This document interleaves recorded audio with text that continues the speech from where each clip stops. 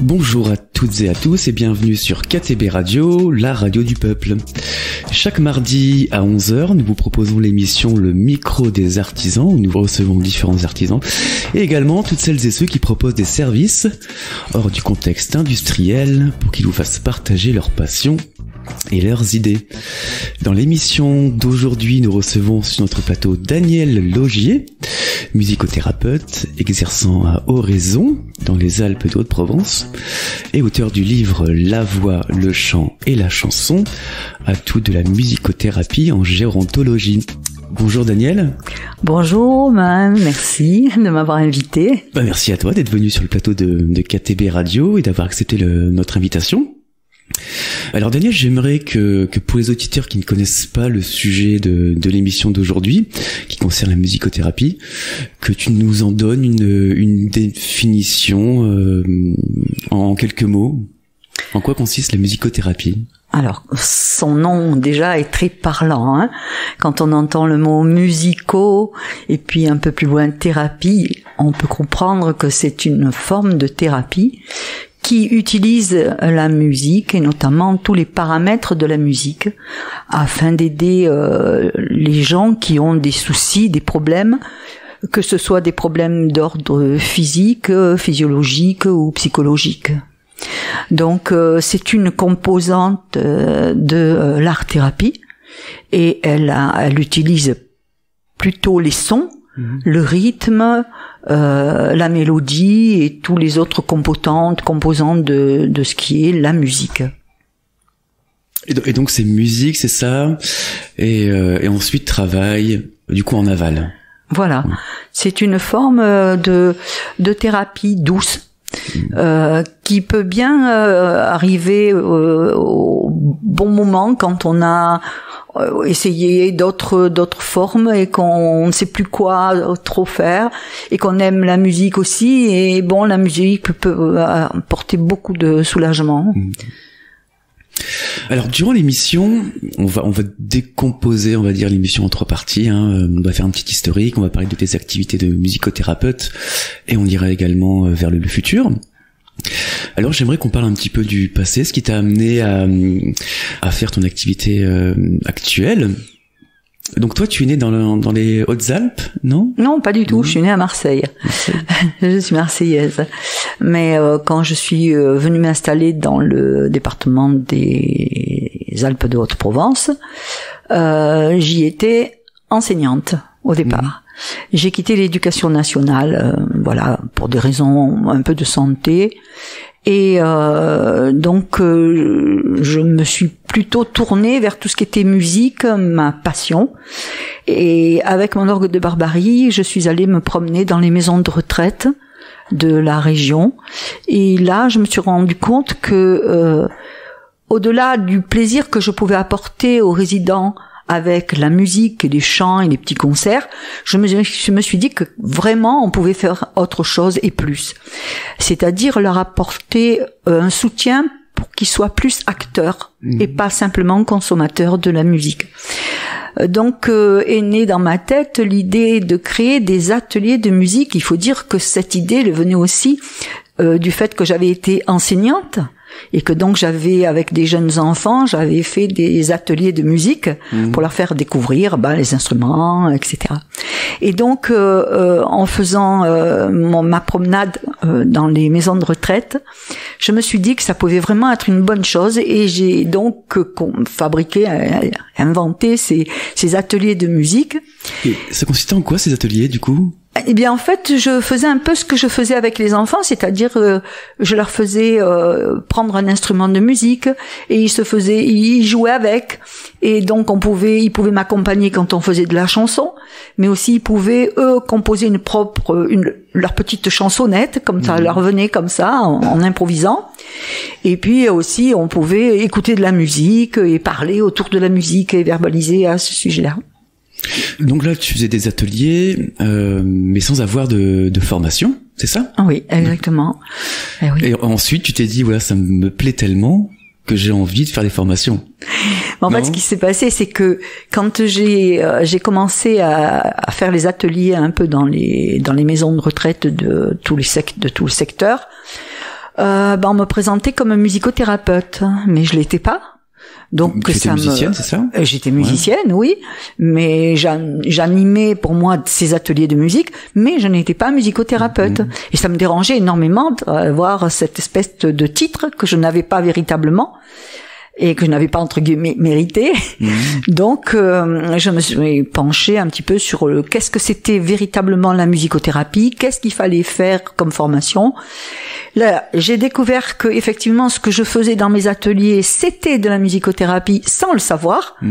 Et donc ça m'a donné véritablement envie de me pencher sur la formation, et j'ai donc fait une formation avec le Centre national international de Paris. Et ça consistait en quoi, ces formations? Tu t'en souviens? Alors oui, disons, on se retrouvait pendant des week-ends, et donc on pouvait travailler sur tout un tas de choses. On travaillait sur l'écoute de la musique, on travaillait aussi sur tout l'aspect psychologique, on travaillait aussi sur l'improvision. C'était ma bête noire pour moi. Je détestais les moments de l'improvisation parce que je savais pas quoi faire, j'étais pas sûre de moi du tout.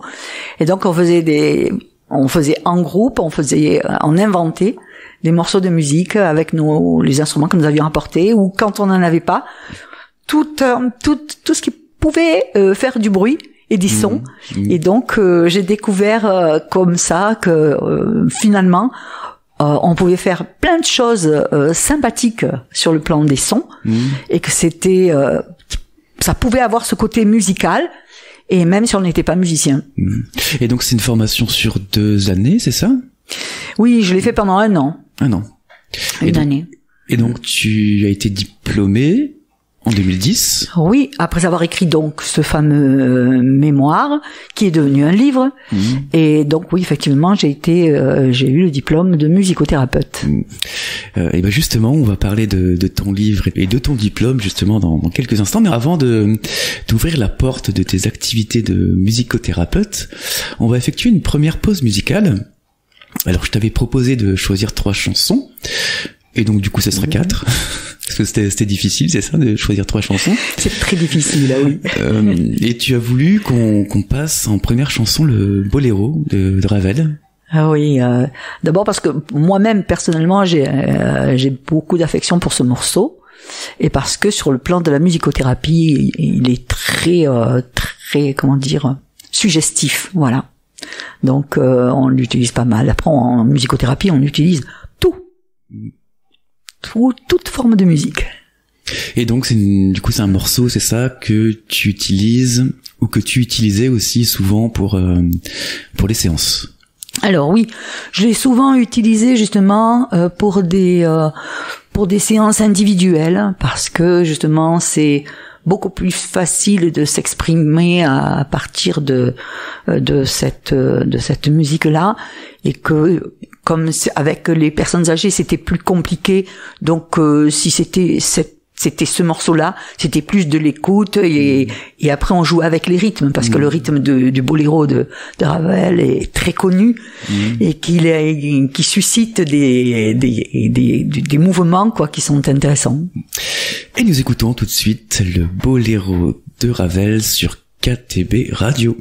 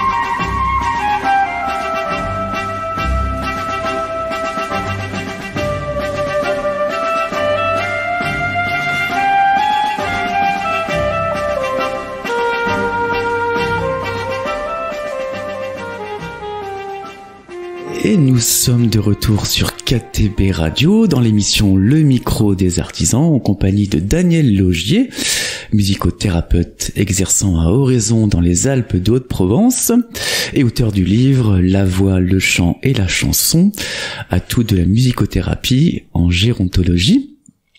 Alors Daniel, dans la première partie de l'émission, on s'est arrêté à tes formations, à ton diplôme, et pour l'obtention de ce diplôme, tu devais écrire un mémoire, et qui a été édité sous forme de livre. Est-ce que tu peux nous parler de ce livre, tout simplement, le sujet de ce mémoire et de ce livre? D'abord, ça a été un gros travail pour moi. Et je veux dire que c'était la première fois de ma vie que je devais écrire un mémoire donc scientifique, et ça a été un peu difficile pour le concevoir. Puis après, une fois que j'ai été dedans, les choses sont venues. Après, il faut arriver à trouver le plan, etc. Donc voilà. Et j'ai utilisé plusieurs choses dans ce livre. C'est que d'abord il y avait toute la partie théorique. Et puis ensuite, je me suis un peu livrée par rapport aux expériences que j'avais faites en musicothérapie. Donc au départ, c'était souvent des expériences qui étaient quand je faisais les ateliers de musique.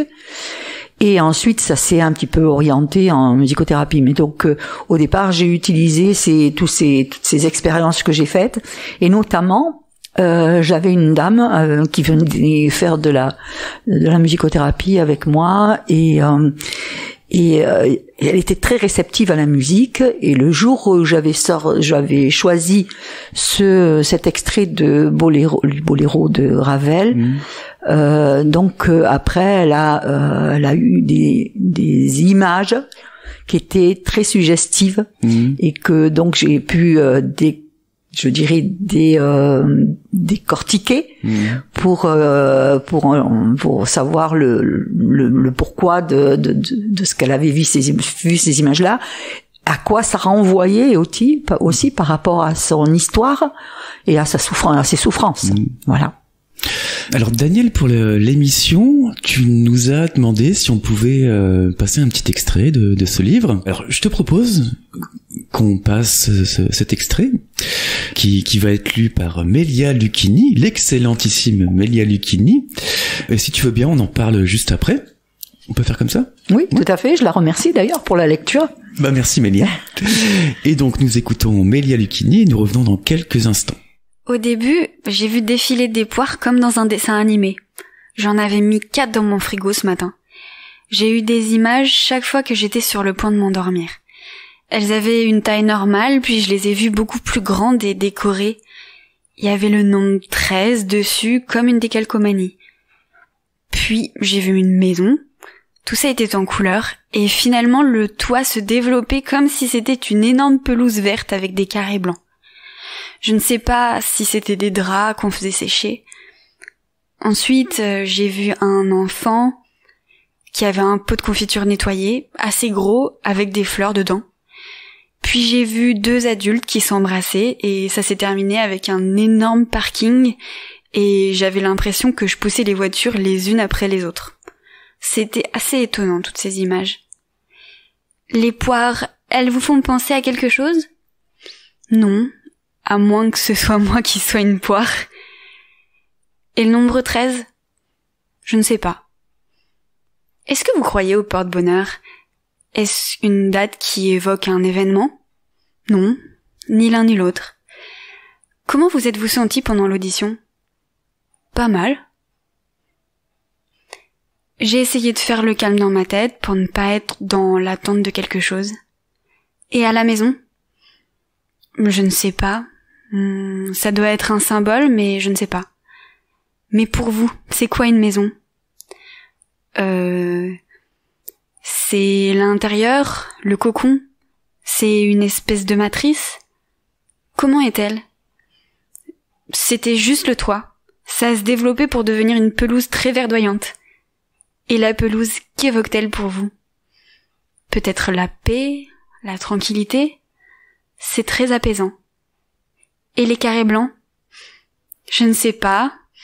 Ce n'étaient pas des draps, j'en suis sûre maintenant. Ce vert et ce blanc, c'est comme la promesse d'autre chose, d'un autre monde, Un message? Et le parking avec les voitures? C'est peut-être le monde que j'essaie de pousser. C'est de la folie. J'étais seule à pousser les voitures. L'important, c'était de les faire bouger. Je propose à Blanche de refaire ce travail avec cette œuvre dans quelque temps pour voir si les mêmes images reviennent ou si d'autres viennent en complément. Vous écoutez l'émission Le micro des artisans. Et nous sommes de retour. Alors Daniel, pour quelle raison as-tu choisi cet extrait? Alors, c'est pas facile de choisir un extrait parce que c'est assez scientifique, effectivement. Mon livre est assez scientifique, mais en même temps, il est assez facile à comprendre et à lire, surtout quand on parle de faits qui ont été vécus par quelqu'un. Et dans ce cas-là, pour moi, c'était probant de citer ce texte juste après l'écoute du boléro, puisque c'est ce que j'avais fait faire avec cette dame. Et donc je trouvais que ses réactions avaient été intéressantes, notamment quand elle parle des poires qui dansent. Eh bien, pour moi, c'était clair. Ça n'était pas pour elle au départ, mais pour moi, ça l'était. Les poires, c'est un symbole un peu, je dirais, érotique. Et donc, les poires qui dansaient, comme elle le disait, quand on sait que le boléro de Ravel, c'est une danse, puisque c'est un boléro, c'est donc une danse au départ, c'est un rythme de danse, et en même temps que le boléro, c'est assez une danse, je dirais un peu sensuelle. Donc elle, à ce moment-là, elle me parle de ce qu'elle a vu en écoutant la musique. Elle a vu des poires qui dansaient. Pour moi, c'est très évocateur de ce qu'elle va me dire après, notamment son problème avec la sensualité, la sexualité, et pour moi c'est important d'avoir écouté ce qu'elle me disait avant de lui poser des questions. Donc elle m'a parlé et moi j'ai posé des questions aussi. Voilà, donc après je peux pas vous tout décortiquer parce que ça serait trop long et peut-être fastidieux pour le public qui écoute, mais c'est pour montrer en fait que la musicothérapie ce n'est pas je décide que quand je choisis un morceau pour une personne, c'est que déjà je connais la personne un petit peu, c'est-à-dire j'ai parlé avec elle. Je lui ai fait subir des tests sonores, donc par lesquels j'ai pu établir sa carte, ce qu'on appelle la carte d'identité sonore. Donc où je sais ce que certaines musiques, elle va réagir ou pas. Donc je les utilise. Et comment elle va réagir? Je sais que si je veux lui faire parler de sexualité, il va falloir que j'utilise certains morceaux. Si je veux qu'elle parle de sa colère, je vais lui mettre du rock, par exemple, parce qu'elle déteste ça. Donc pour moi, c'était important de vous parler de ça aujourd'hui.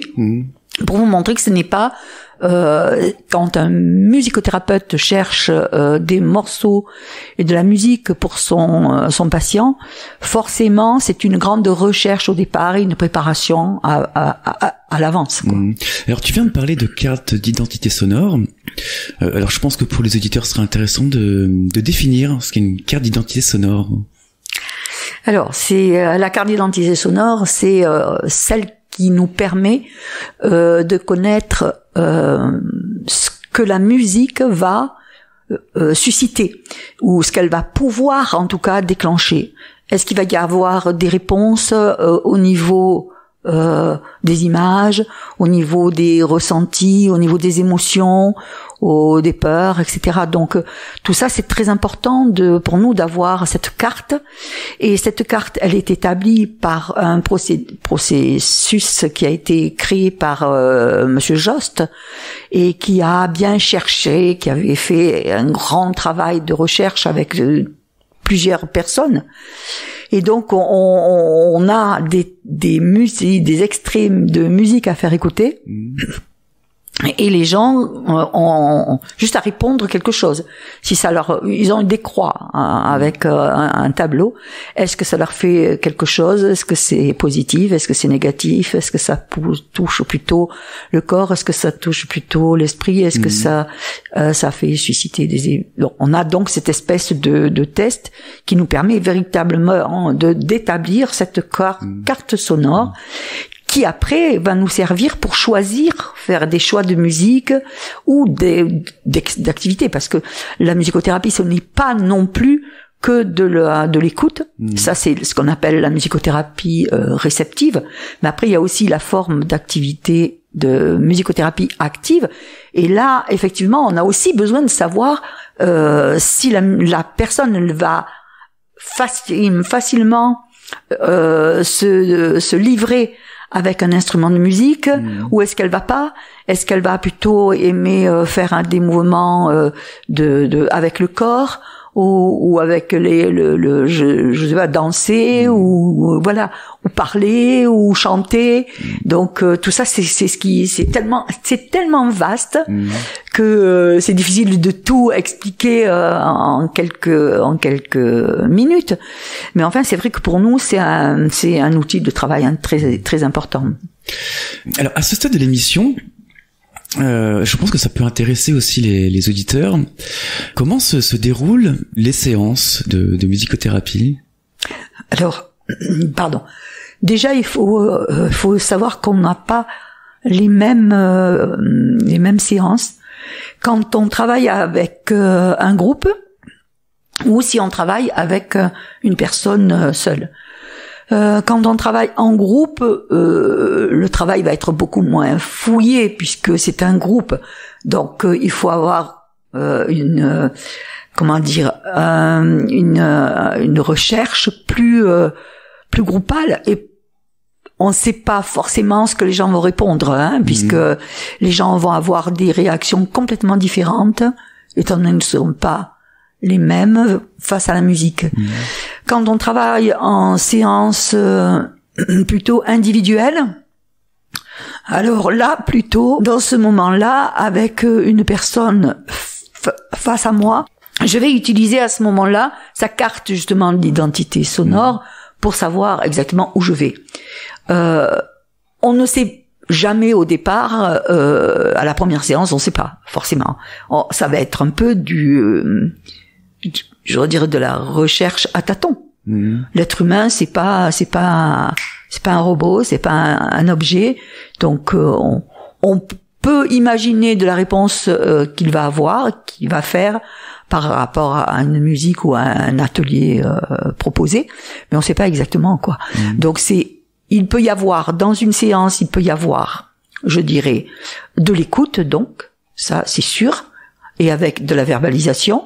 Il peut y avoir de l'écoute avec participation active, c'est-à-dire on écoute et on se greffe sur la musique, et à ce moment-là, la personne, elle va agir aussi avec la musique qu'elle entend, que ce soit par l'utilisation d'instruments faciles à utiliser comme tout ce qui est percussion, mais ça peut être aussi par la voix, le chant, les cris, les mots qui vont sortir. Ça, c'est avec ce qu'on écoute. Après, dans tout ce qui est plutôt actif, donc là, on va peut-être proposer un panel d'instruments, et on va lui demander, par exemple, de choisir un instrument de musique et de nous donner, de se livrer avec. Et ça peut être sur un thème précis.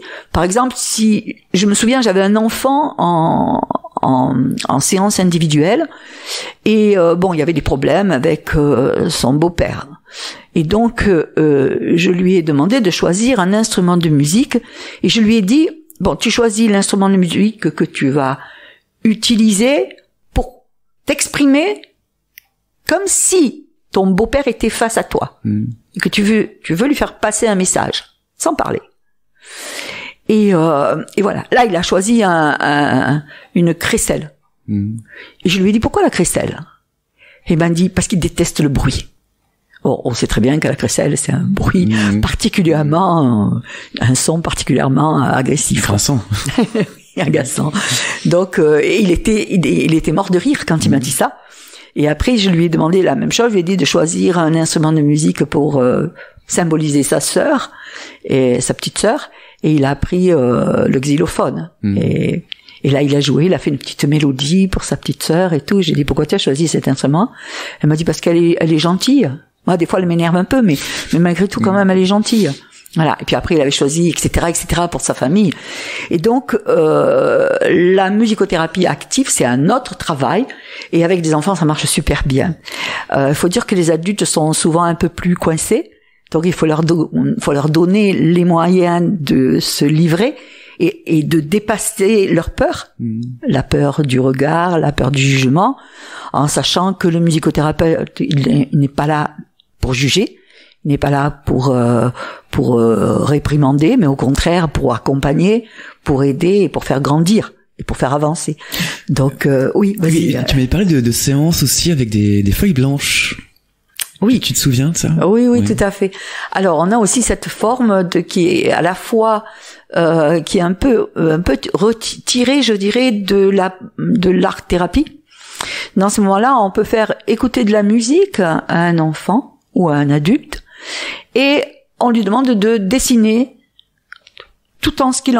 pendant ce qu'il entend, ce qui lui vient comme image, voilà, il prend soit des feutres, soit des crayons de couleur, soit des craies, voilà, et il va se livrer sur papier en écoutant la musique. C'est assez impressionnant, les résultats quand même. Que ce soit les adultes ou les enfants, là, c'est assez percutant, hein. Voilà. Et il y a des séances aussi qui sont liées à un bac à sable aussi. Ah, le bac à sable, ça c'est mon invention. C'est mon invention. Ah bah justement, non. C'est pour ça qu'on en parle. C'est pas véritablement mon invention du tout. Ça se fait en psychologie, et ce n'est pas moi qui l'ai inventé. Je crois que c'est Jung qui l'a inventé. Par contre, moi je l'ai un peu. Si vous voulez, quand vous faites une formation de musicothérapie, on vous apprend plein de choses. Vous avez plein d'informations, plein d'outils de tous les côtés qui viennent. Et donc je les utilise évidemment dès que je peux et quand je pense que c'est le bon moment. Et j'avais découvert cette thérapie par le sable, par le bac à sable. Et je me suis dit, bon, il n'y a jamais personne qui l'a fait ça, mais moi je vais l'incorporer à mes séances de musicothérapie, parce que je l'avais fait moi-même quand j'avais fait une séance de thérapie pour moi-même. Je reviendrai là-dessus pourquoi. Et en fait, j'avais découvert que ce travail avec le bac à sable était hyper intéressant. Et il n'y avait pas la musique à ce moment-là, parce que moi c'était une thérapeute conventionnelle, donc une psychothérapeute. Et quand j'avais eu le bac devant moi, avec tous les petits objets, toutes les figurines et tout, je me suis dit, mais je vais faire quoi avec ça, moi? J'ai dit à la nana qui était là en face de moi, j'ai dit, mais je vais faire quoi avec ça? Elle dit, non, laissez-vous faire, ne réfléchissez pas surtout. Et puis petit à petit, j'ai pris une figurine, je l'ai mise sur le sable, etc. Et puis j'ai composé une pièce, un tableau. Et quand on est revenu dessus avec la thérapeute, je me suis aperçu que j'avais raconté dans le bac une partie de mon histoire. Et ça, j'ai trouvé ça tellement génial et tellement ludique en même temps. Je me suis dit que j'allais l'incorporer dans mes pratiques de musicothérapie. Et donc voilà, je le fais effectivement. Alors maintenant, moi j'ai la musique, donc j'ajoute par-dessus la musique. Voilà. Donc ils ont la musique, le bac à sable. Le bac à sable, c'est un bac avec certaines dimensions qu'il faut respecter. Le fond et les côtés sont peints en bleu pour pouvoir symboliser la mer. Et après, il est rempli de sable fin. Et là, les personnes ont la possibilité de prendre toutes les figurines qui sont là, que je leur laisse. Et ils peuvent prendre, alors ça peut être par exemple celle qui ressemble Peter Pan, ça peut être celle qui ressemble à une princesse, d'autres ça peut être un dragon, enfin etc. Et donc la personne qui utilise, elle le met à l'intérieur du sable, elle le remodèle le sable, hein, comme si elle veut, si elle veut qu'il y ait la mer, elle laisse la mer, etc.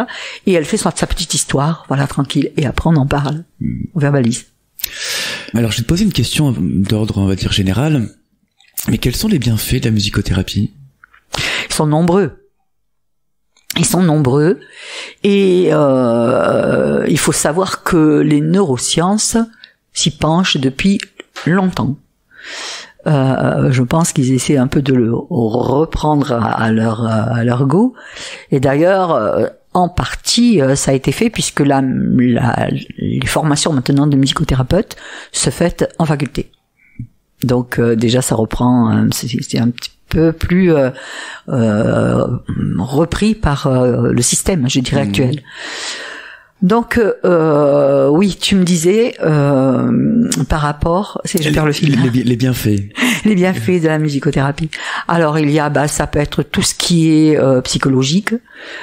Donc quand on a perdu quelqu'un qu'on aime, pour une rupture, ça peut être quand on est pas face à un deuil, ça peut être aussi par rapport au je sais pas moi, tout ce qui est douloureux dans la perte, ça peut être aussi dépression, perte d'un boulot aussi, hein, ça peut être tout ce qui est souffrance, manque de sommeil, c'est tellement énorme qu'est-ce qu'il peut y avoir encore. Tout ce qui est sur le plan psycho, ça fait ça. Après, tout ce qui est physique, je pense par exemple aux personnes qui ont perdu le langage. J'ai beaucoup travaillé dans ce domaine, puisque moi j'avais été victime d'un AVC il y a quelques années au cours duquel j'avais perdu le langage. Et grâce à la musicothérapie, j'ai pratiquement repris et retrouvé toutes mes facultés sur le plan du langage. Donc sur ce plan-là, c'est très important. On peut vraiment apporter du bien-être. Après, tout un tas, ce que ça peut être encore au niveau de la musicothérapie, il peut y avoir tout ce qui est, par exemple, je pourrais dire... Les pathologies lourdes, par exemple ? Oui, les pathologies lourdes. Ça fonctionne aussi ? Alors, pour les pathologies lourdes, je dirais tout ce qui est, par exemple, je dirais tout ce qui est psychologique et qui relève de la psychiatrie. Et là, je serais très prudente en disant que il faut véritablement avoir un bagage un petit peu avant au sujet de ce domaine-là, parce que accompagner des personnes qui sont en pleine psychose, c'est pas anodin, quoi, hein. On peut pas faire du n'importe quoi et les mettre dans une situation encore plus périlleuse. Donc dans ces cas-là, je pense qu'il faut faire un travail encore plus que au-delà de la musicothérapie, quoi, connaître véritablement ce sujet-là. Après, ça peut être les enfants autistes. Alors là, c'est pareil aussi. Parce que ce sont des choses assez lourdes et leur comportement est souvent imprévisible. J'ai travaillé avec un enfant autiste et ça n'a pas été toujours facile parce que la maman était toujours là, donc j'avais pas les mains libres pour travailler avec cet enfant et qui avait pris un peu le pas sur la maman, sur le pouvoir de la maman, et donc du coup c'était assez difficile. Donc je pense qu'effectivement toutes ces pathologies-là, il faut avant de travailler avec ces personnes-là, je pense qu'il faut véritablement se blinder avec le sujet avant de passer à être dans l'aide, quoi. Tout à l'heure tu parlais de séances individuelles et en groupe, et toi tu proposes les deux, hein ? Je fais les deux. Tu fais les deux. Mais est-ce qu'il y a des thèmes particuliers ? Parce que tu as parlé tout à l'heure de thèmes. Est-ce qu'il y a des thèmes spécifiques pour les séances ? Alors, dans les maisons de retraite et dans les résidences de retraite, effectivement, maintenant, je travaille avec des thèmes. Je propose un thème parce que ça me permet de synthétiser. Parce que sinon, on part dans tous les sens. Et donc c'est facile après de s'écarter. que ce soit eux et moi aussi. Donc pour essayer d'être dans un fil conducteur, je choisis un titre, un thème.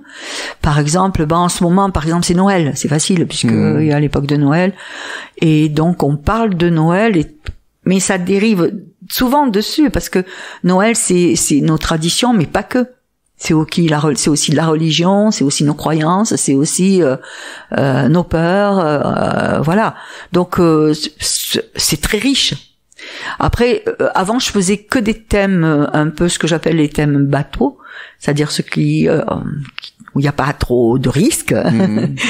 Et en fait, maintenant, j'ai beaucoup plus, j'ai un peu moins d'a priori, et donc j'utilise des thèmes plus difficiles comme la guerre, parce que c'est vrai quand on parle de guerre, forcément pour des personnes âgées, ça peut soulever le problème du deuil, de la perte, de souffrances qu'ils ont connues, privation, etc., etc. Mais je trouve que c'est très enrichissant parce que ça leur permet aussi d'avoir accès de nouveau à leurs souvenirs et d'en parler. Parce que on sait très bien que ce qui est le plus mauvais, ce ne sont pas forcément les souffrances elles-mêmes, mais c'est ne jamais pouvoir les avoir communiquer avec quelqu'un et ne pas en avoir parlé. Et donc les personnes qui font de la musicothérapie et qui arrivent à pouvoir exprimer leurs souffrances, déjà on a gagné quelque chose de plus et de merveilleux, quoi. Et est-ce que les personnes peuvent te proposer des thèmes aussi? Oui, bien sûr. En maison de retraite, des fois, je leur demande, je leur dis, bon, voilà, moi, je suis venue, dernièrement, j'ai fait le thème de l'Avent. J'avais fait juste avant les vendanges, mais j'avais fait aussi, je sais plus, l'amitié, enfin, je sais plus encore d'autres choses. Et des fois, je leur demande. Et des fois, ils me disent, ah oui, moi, j'aimerais bien qu'on parle, par exemple, de la valse, ou qu'on parle des danses, ou il y en a d'autres qui me disent, ah ben, moi, j'aimerais qu'on parle de ma région, dans laquelle j'ai vécu, où j'habitais. On parle aussi des pays. Donc ça peut être tout un tas de sujets. Moi, je n'ai pas de tabou. Voilà. Donc dans quelle structure tu exerces ou tu as exercé? Alors avant le Covid, est-ce qu'il y a toujours eu un avant et un après? Avant le Covid, j'avais énormément de maisons de retraite dans lesquelles je travaillais. Donc c'était sur Digne, sur Manosque, sur Forcalquier, sur Valençol, sur je sais plus encore, tout un tas de communes, Manosque peut-être, j'ai dit aussi, je sais plus. Enfin voilà, j'ai travaillé dans pas mal de structures de résidence. C'était quand même un peu ma spécialité, hein. Voilà, en ce moment, je suis surtout sur Forcalquier. D'accord. On va écouter la deuxième chanson, si tu veux bien. Oui, bien sûr. Et donc tu as choisi la chanson qui s'appelle Forest de Soprano. Pour quelle raison tu as choisi cette chanson? S'il y a une raison, hein. Non, il y a une raison, oui, elle est liée à la souffrance. Dans cette chanson, il fait allusion à des souffrances, à sa souffrance.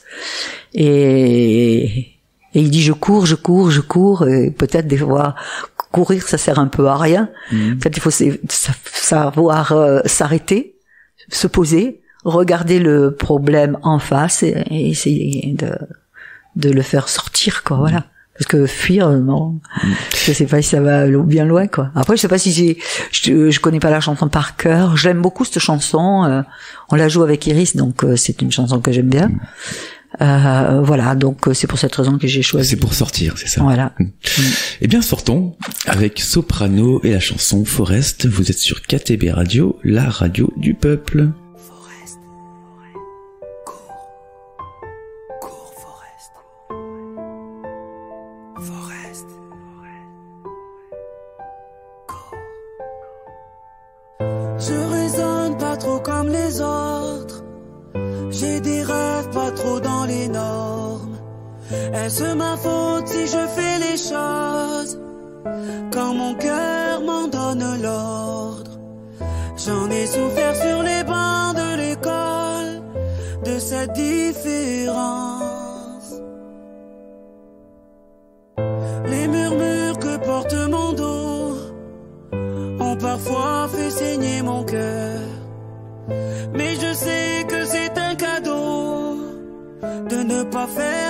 suis des suiveurs.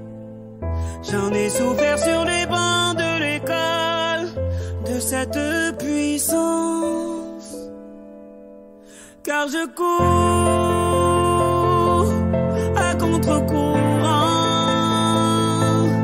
vers ce qui me maintient en vie, cette liberté d'être qui je suis. Oui, je cours à contre-courant, même si le monde ne me comprend pas, ça n'a pas de prix d'être soi. J'ai toujours cru en ma bonne étoile, donc j'ai couru en fermant les yeux. J'ai déplacé des tas de montagnes avec la force de mes vœux. Aujourd'hui je connais ma différence et c'est une chance, car je cours à contre-courant vers ce qui me maintient en vie, cette liberté d'être qui je suis. Oui, je cours à contre-courant, même si le monde ne me comprend pas, ça n'a pas de prix d'être moi.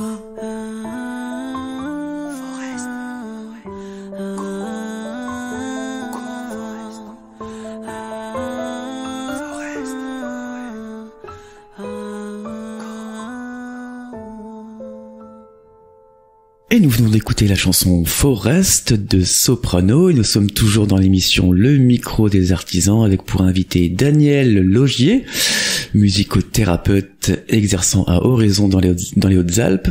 Les Alpes de Haute-Provence. C'est beaucoup mieux. Oui, c'est pas très loin. Hein. Et tu es auteur du livre La voix, le chant et la chanson, atouts de la musicothérapie en gérontologie. Alors Daniel, on a fait un petit historique de ce qui t'a amené à la musicothérapie. La grosse partie de l'émission, c'était sur tes activités et en quoi consiste la musicothérapie. Et j'aimerais, logiquement, qu'on aborde le futur. Est-ce que tu as des projets dans les prochains temps? Alors, tant que je pourrai, je ferai de la musicothérapie. Parce que c'est un métier de service. Et que je pense que aujourd'hui, plus encore qu'avant, on en a besoin.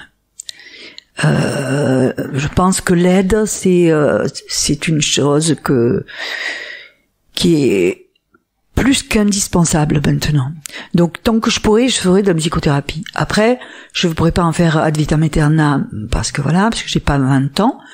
Mais ceci dit, si je pouvais arriver à le faire passer dans un public plus jeune et donc permettre des initiations, des espèces de formations pour que les gens connaissent que ce métier et que peut-être ça leur donne envie un jour de faire une formation ou d'aller étudier dans ce domaine-là pour donc t'as envie de transmettre, c'est ça? Voilà, c'est ça. Plutôt une transmission qu'un remplacement. Voilà, après c'est vrai que je continuerai, si j'ai des personnes qui m'appellent, qui sont dans cette énergie de travailler par rapport à un problème particulier, je le ferai avec plaisir parce que être au service des gens, ça a toujours été ma vie, quoi. Donc voilà, donc je le ferai avec plaisir. Comment on peut te contacter? Bien, on peut me téléphoner tout simplement. Tu peux donner ton numéro si tu veux. Oui, 06 80 05 26 70. Je le répète. Vas-y. 06 80 05 26 70. Tu as une adresse mail? Oui, bien sûr. Donc on peut aussi effectivement m'envoyer un courriel. Daniel, 2 L-E, bien sûr, Laugier, L-A-U-G-I-E-R, tout accroché, 04 en chiffres, @gmail.com. Tu as des réseaux aussi, réseaux sociaux? Alors oui, je suis sur Facebook en tant que, effectivement, Danielle Laugier, chanteuse, musicothérapeute. Donc on peut me trouver effectivement sur Facebook. Alors on va effectuer la troisième pause musicale, pardon. Et donc la chanson que tu as choisie en troisième chanson, c'est la chanson des Pink Floyd, Wish You Were Here. Donc il y a une raison, je suppose. Oui, il y a une raison, c'est que en fait, qui dit musicothérapie dit musique, mais dit aussi donc vibration. Et que c'est bien de répéter que nous sommes tous des êtres vibratoires, que le monde aussi, c'est tout avec de la vibration, et que donc si justement la musique peut avoir un impact sur nous, c'est parce que nous sommes aussi des êtres vibratoires, et que nous vibrons sur des fréquences différentes. Et tout vibre sur des fréquences différentes. Il y a par exemple la terre, le ciel, la mer, l'eau, etc., le vent, tout ce qu'on est, et nous. Et donc la musique, elle a donc aussi elle des vibrations différentes et des fréquences différentes. Et les Pink Floyd, ils étaient au courant. Et oui, on dirait pas des fois. Il n'y a pas de hasard. Hein, non, il n'y a pas de hasard. Ils étaient au courant de ça. Et ils savaient que sur certaines fréquences, la musique pouvait apporter du bien-être.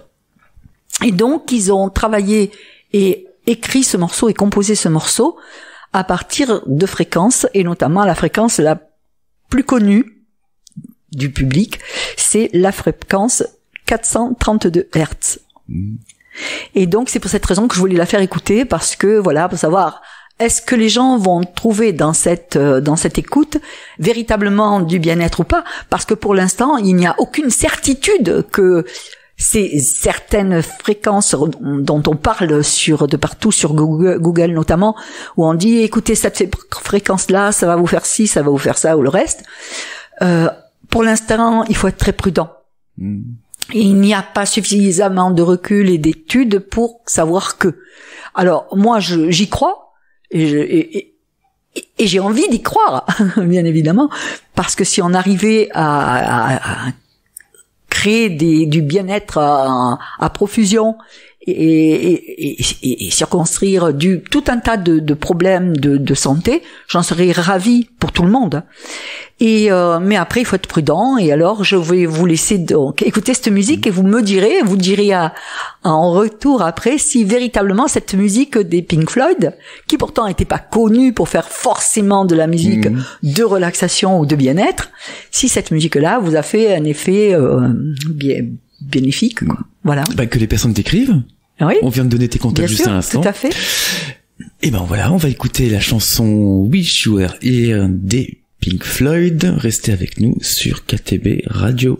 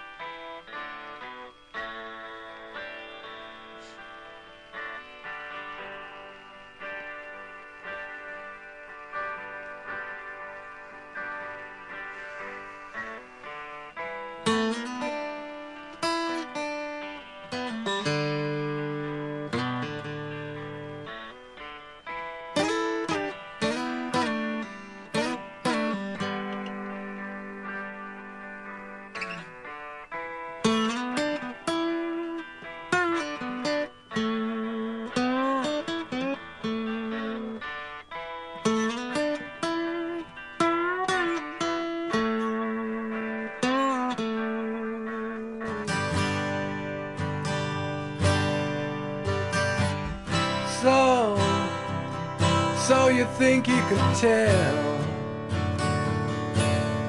heaven from hell, blue skies from pain?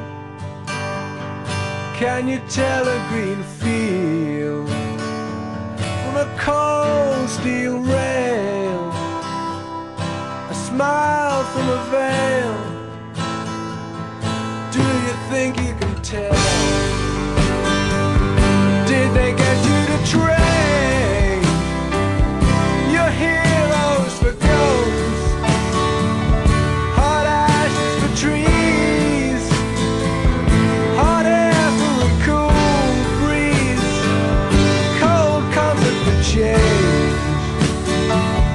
Did you exchange a walk-on part in the war for a lead role in a cage?